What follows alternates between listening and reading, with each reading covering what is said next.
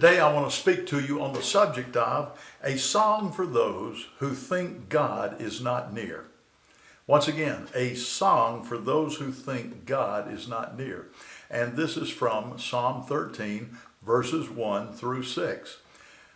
How do you think an airplane pilot feels when he is sitting in his cockpit and everything outside is fogged in? He can't see, he can't fly, he cannot even move the plane because of the fog. He's got all kinds of questions that are in his mind, and he doesn't know what to do. A lot of times we in our circumstances are just like that pilot who is in the airline cockpit fogged in. Sometimes we get fogged in by the questions that we have about life. And we can't move. We can't act. We can't do what we want to. We feel all alone. And we feel that God is not near and that he has left us. Well, that was the situation of King David in Psalm 13. Saul was tracking him down. Saul wanted to kill him. David was having to elude him with his men. King Saul was living in the palace and then going out during the day, but David was having to live in caves. He was having to live in the rocky spots. A lot of times his supplies were low.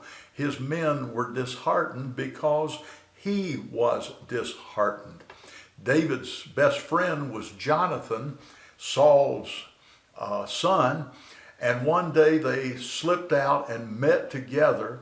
And David told Jonathan how he felt in 1 Samuel 20, verse 3.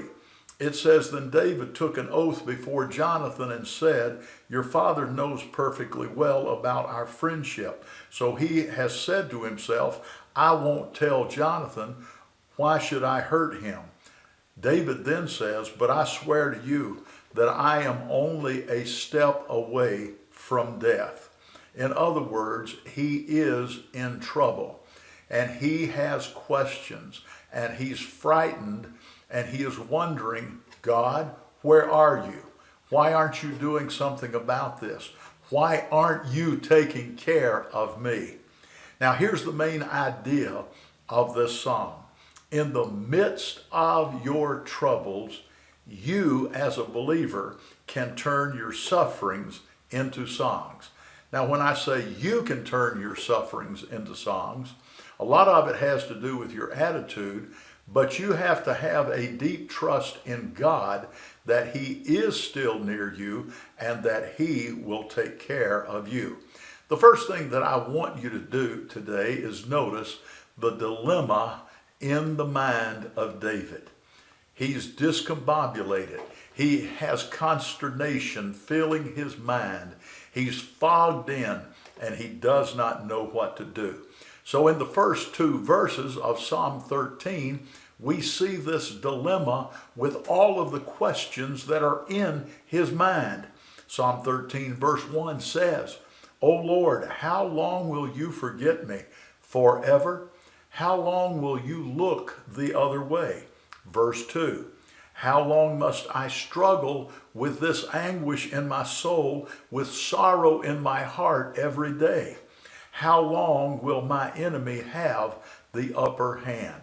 Now, when you notice that last phrase, basically it's saying that Saul is about to close in on David and he feels that his life is almost at an end. Have you ever been in that type of situation where you face desperation and you feel that you may face the termination of even your life, and your world is just full of strife and stress, and you wonder, where is God?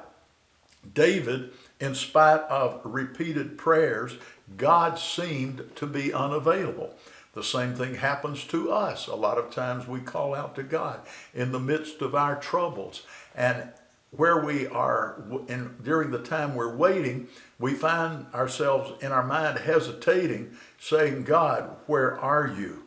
Now, waiting is especially hard if you don't have much to do while you wait. And David had all the time in the world.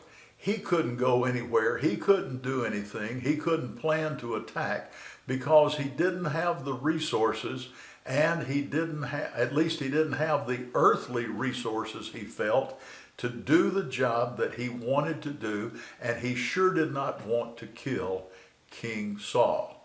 He looked upon Saul as God's anointed for the moment, and he did not want to kill him. In a cave, Saul went in to rest. David was just about 2 or 3 boulders over. And when Saul went to sleep, David could have killed him, but David did not kill him.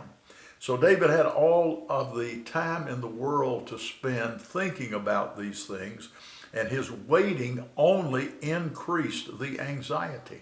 On top of that, he was living in a world where a lot was happening. And guess what? We're living in a world that is characterized by the phrase, hurry, hurry, hurry. It's just out there. Every time you turn around, we've got too much to do. We're facing too much. We have the business of life, and then we have the busyness of life that we create. And so therefore, we sometimes are pressed to just think God is not near because prayers are not getting answered and God does not seem to be coming through. The New England preacher many centuries ago, Philip Brooks, said that he was a calm man, but one day he got clearly agitated. He paced the floor like a caged lion. And then a friend saw him and said, "Hey, what's the trouble?" Brooks replied, "The trouble is I'm in a hurry, but God isn't."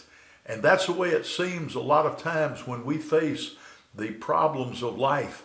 We feel like that we're in a hurry, but God is not. God always moves according to his schedule. You can see it in the life of Joseph.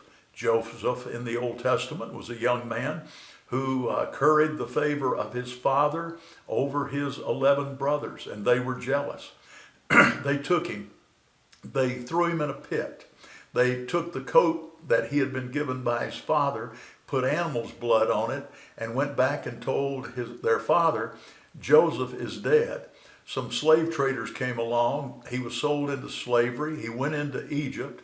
He started working in one of the high government officials' palace, and the woman that was married to the man liked Joseph and tried to seduce him, and he ran away. As a result, he was put into jail. He was accused falsely. He was there for about 2 years, and then there was a chance for him to interpret a dream. Now, most of Joseph's 20s, that is 21, 22 through 29, he was in jail. But finally, because of his interpretation, Pharaoh pulled him out of jail and gave him a position, and eventually he was raised to the second place in government in Egypt next to Pharaoh. And so Joseph, during that time, was, I'm sure, waiting and saying to God, "Where are you? Are you even near me anymore? Are you going to come through?" Well, David was on an emotional roller coaster in his mind, just like we are when we face situations that are overbearing and overtaxing on our life. In verse 1, you find 4 questions, verses 1 and 2, you find 4 questions that he was asking. He said, "How long will you forget me?" Then he said, "How long will you look the other way?" Then he said, "How long do I have to struggle with anguish and sorrow?" And then, "How long will my enemy have the upper hand?" Well, we need to realize that there are 2 lessons that we can carry away from these 2 verses. Number 1, there is going to be those times when we feel closed in by the fog of life, and we are not going to know which way to move. But lesson number 2, in spite of that, God has not forgotten you. and God will come through. The next thing is this. I should add a third lesson here. In spite of our wanting things, we need to realize that there is nothing such as instant godliness. You are not just transformed into being like Jesus. You go through a process. In fact, that is a lifelong process of trying to become as Jesus lived. And so there is nothing that is instant in this life. It takes time. And in a lot of those times, we're going to have to wait. And you're looking on this video at a man who does not like to wait, especially at my time in life as I look forward to just the natural world that I live in, and I look at my family history. I probably only have so much time to live. It might be shorter than I think, but I want to make every moment count, and I just don't want to waste time. And I don't, but I'm in such haste that I waste the moment of dwelling on God and realizing how much He loves me and that He's making me wait for a purpose. I miss the whole picture. And so we need to realize that even though we fear that God is not here, He is here. Now, David goes through an attitude transformation. From the first two verses to the last two verses, his attitude is transformed and he becomes a stronger person in the situation. But in the midst of the verses 1 and 2 and 5 and 6, there is something that he does in order to bring about the attitude transformation. And that is, he made a request to God. And we find that in verses 3 and 4. He says this to God, verse 3, "Turn and answer me, O Lord my God." And then he says something very interesting. "Restore the sparkle to my eyes, or I will die." Verse 4, "Don't let my enemies gloat, saying, 'We have defeated him.' Don't let them rejoice at my downfall." You see, whatever their intensity, all trials are designed to bring us to a deeper trust in the Lord. And one thing that we see in the writers of these Psalms that we are going through the series God's Music for Our Soul is this. They, in spite of their circumstances, know that their God is great and God will come through.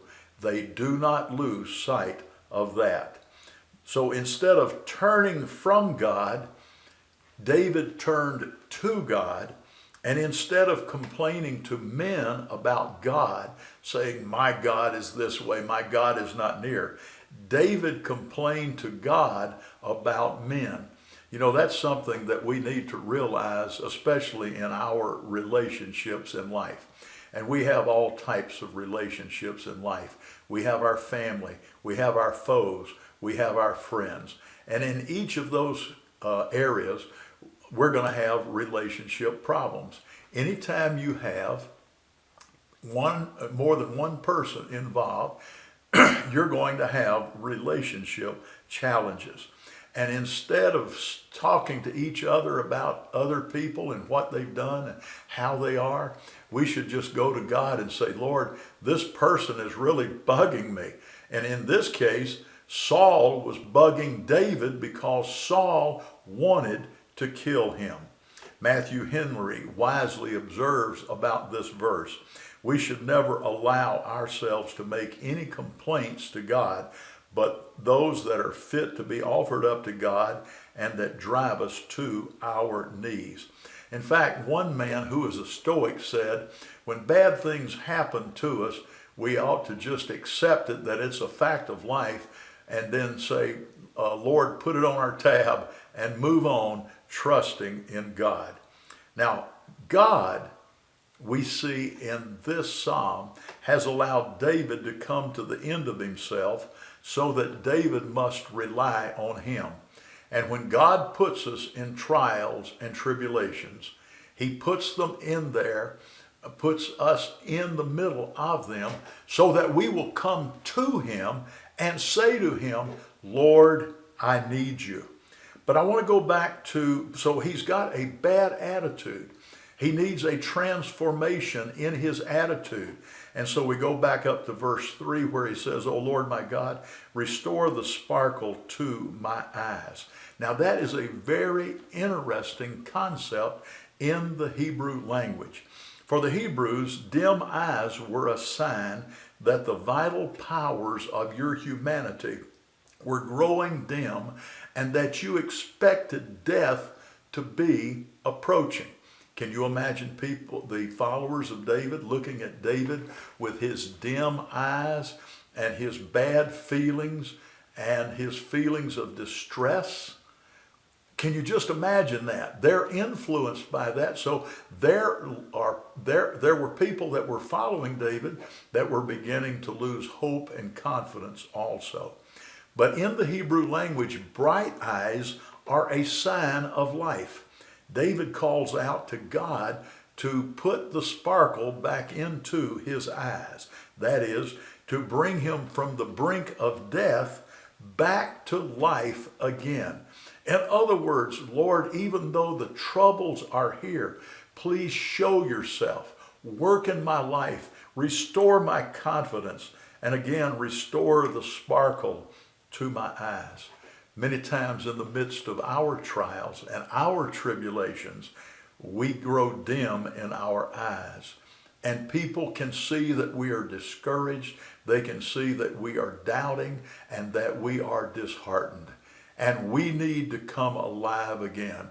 And it is our confidence in God that brings that sparkle to our eyes again. What is the situation that has had you down that you need to ask God to restore the sparkle in your eyes? Is it your job? Is it your family?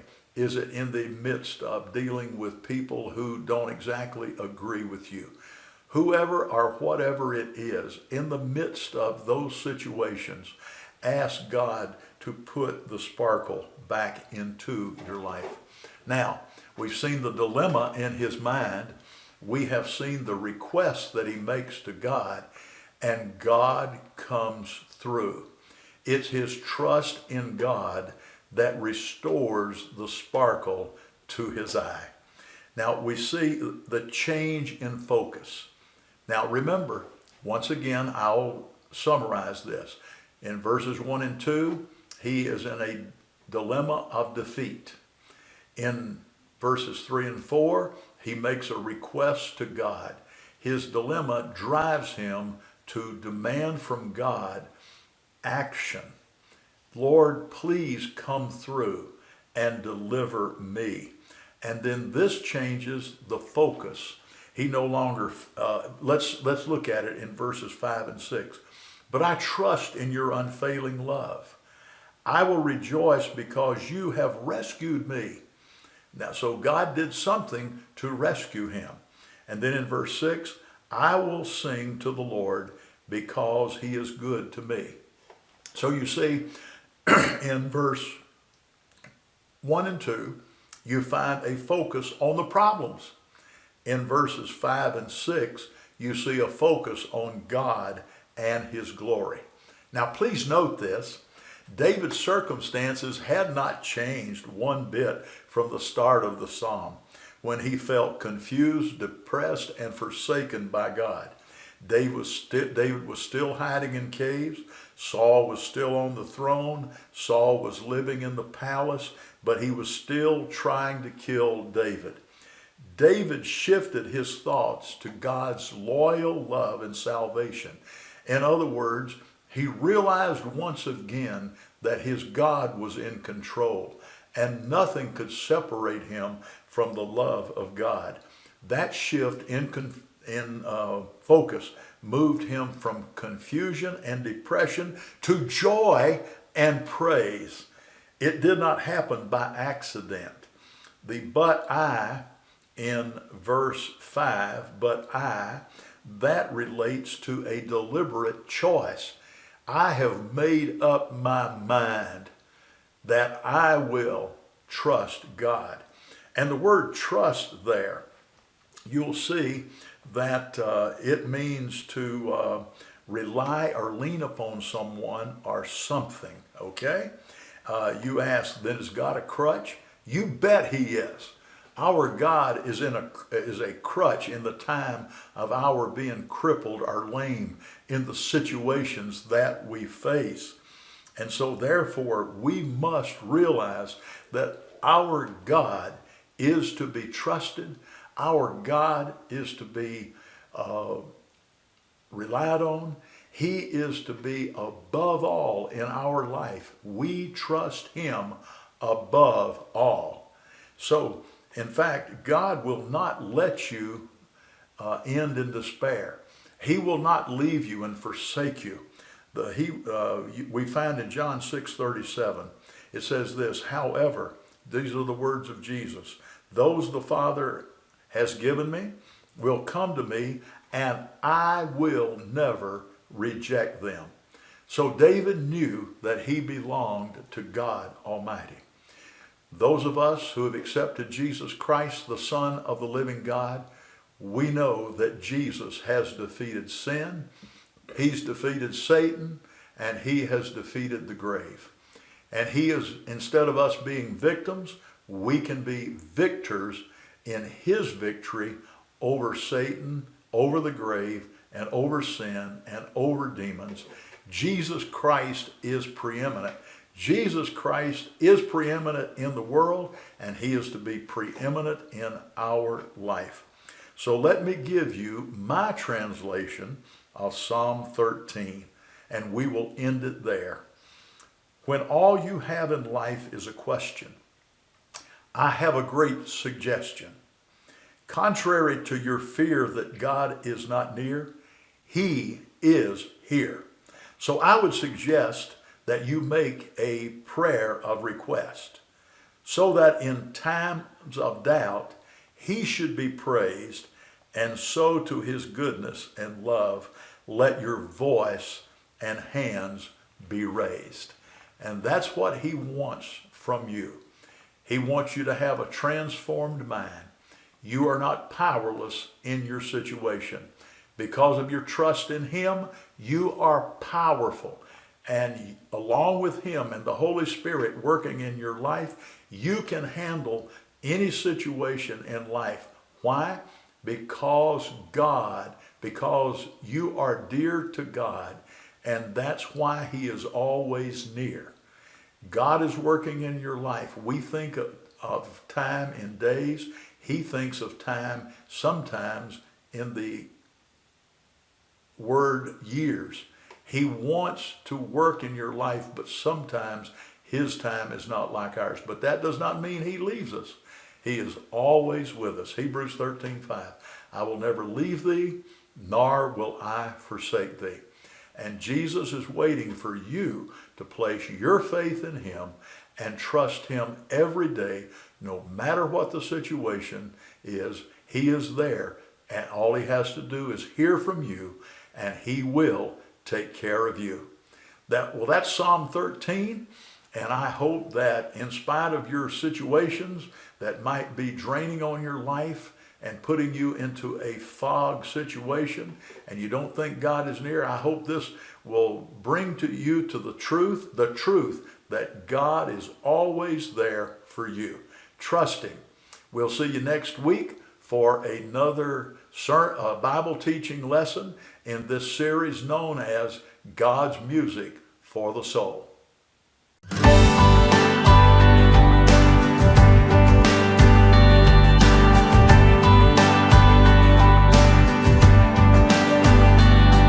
The splendor of the King,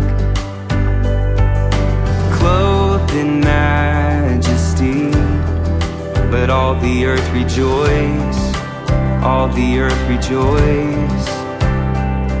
He wraps himself in light, and darkness tries to hide, and trembles at his voice, trembles at his voice. How great is our God, Sing with me, how great is our God, and all will see how great is our God.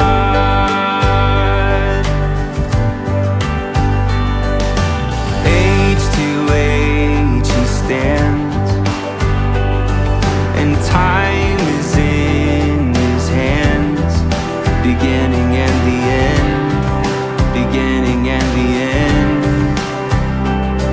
The Godhead three in one, Father, Spirit, Son, the Lion and the Lamb, the Lion and the Lamb. How great is our God? Sing with me, how great is our God, and all will see how great is our God. How great is our God? Sing with me, how great is our God, and all will see how great is our God.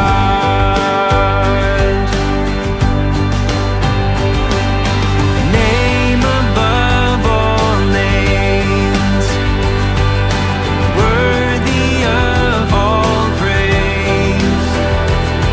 My heart will sing, how great is our God. You're the name above all names. You are worthy of all praise. And my heart will sing, how great is our God. How great is our God? Sing with me, how great is our God, and all will see how great is our God.